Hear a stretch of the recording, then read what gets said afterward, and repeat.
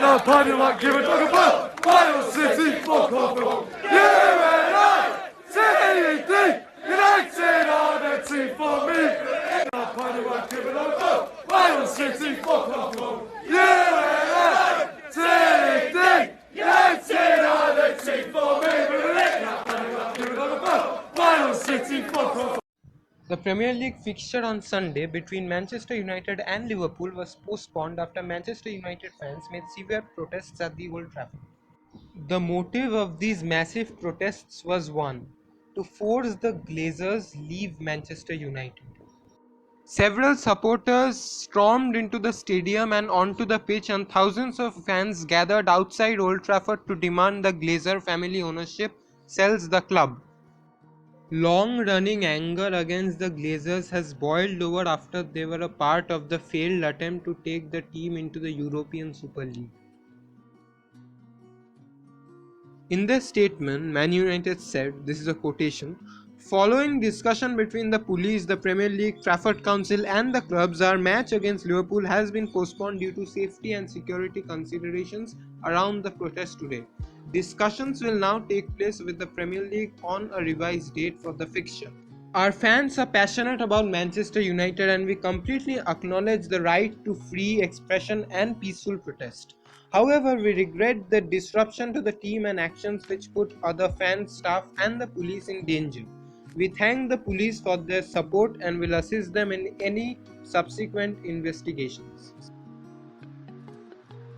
The Premier League said, "The security and safety of everyone at Old Trafford remains of paramount importance. We understand and respect the strength of feeling but condemn all acts of violence, criminal damage and trespass, especially given the associated COVID-19 breaches. Fans have many channels by which to make their views known, but the actions of a minority seen today have no justification.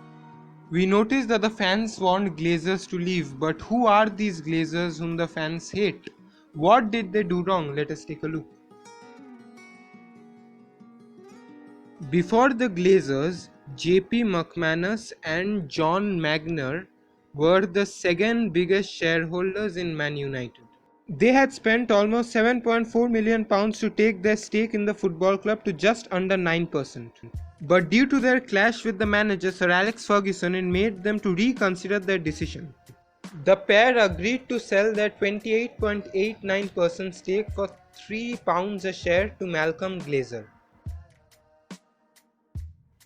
Malcolm Glazer started accumulating shares of United in 2003. By 2003, he managed to take full ownership of the club, with him spending around £9 million on his first 2.9%. This figure increased to almost 30% by the end of 2004. After Sir Alex Ferguson had a fallout with John Magner and JP McManus, it led to them wanting out of the club. Glazer ended up buying their shares, with the pair owning a total of 28.7% shares in the club. His final ownership came up to around 57%, which was well over the 30% threshold required to launch a takeover bid. When the Glazers took over 75% ownership, he removed the company from stock exchange. Within a month, Red Football Limited took over 98% ownership. Executive Chairman Ed Woodward exerted a strong influence on the overall takeover. The club was debt-free when the Glazers took over in 2005, but the takeover deal put a burden of £500 million worth of debt onto the club's finances. It was reported that the takeover has cost the club over £1 billion in interest and other fees. The club had to pay a yearly dividend, most of which have gone to Glazers since 2015. According to recent reports, the club's dividends have reached £23 million, with £18 million distributed among the 6 Glazer kids. Currently, the club is run under the ownership of Malcolm Glazer's 6 children, Avram, Joel, Brian, Darcy and Edward Glazer. Since Malcolm Glazer's death in May 2004, Joel and Avram had been in charge of running day-to-day activities. The pair are co-chairmen, while Kevin, Brian, Darcy and Edward hold positions as directors. Glazers have neglected their home stadium, Old Trafford.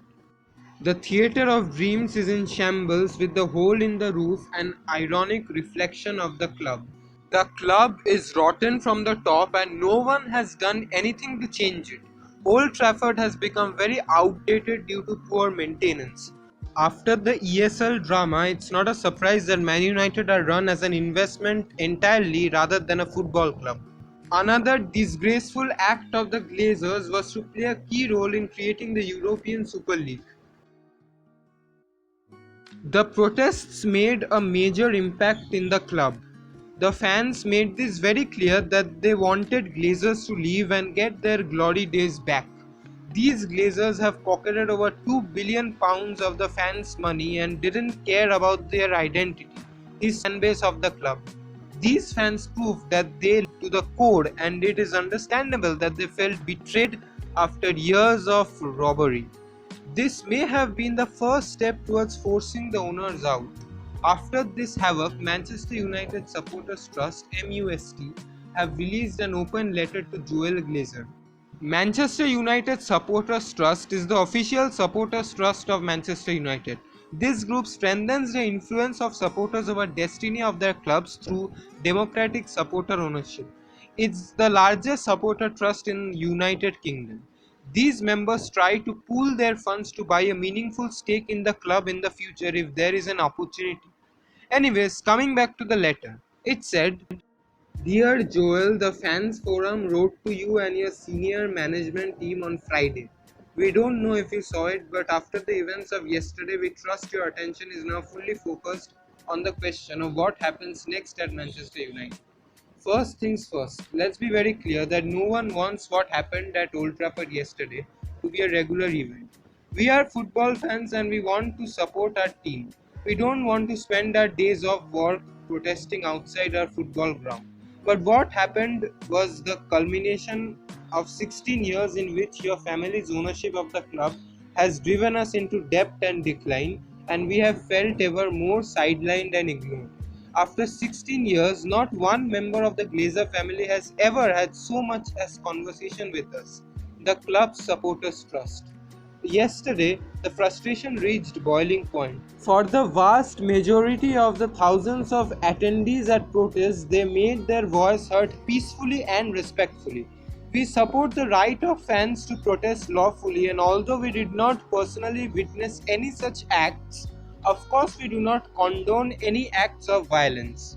None of us want this to continue. We all have better things to do. So we need to find a way forward, and we have a 4-point plan for you to do that. 1. Willingly and openly engage and promote the government initiated fan led review of football and use this as an opportunity to rebalance the current ownership structure in the favor of supporters. 2. Immediately appoint independent directors to the board whose sole purpose is to protect the interest of the club as a football club, not its shareholders. 3. Work with the Manchester United Supporters Trust and supporters more broadly to put in place a share scheme that is accessible to all and that has shares with the same voting rights as those held by the Glazer family. Should the appetite be there amongst the fans, then you should welcome and offer no opposition to the Glazer family shareholding being reduced to a minority or indeed being bought out altogether. 4. Commit to full consultation with season ticket holders on any significant changes to the future of our club, including the competitions we play in. We request a response to this 4-point plan in public and in writing by Friday.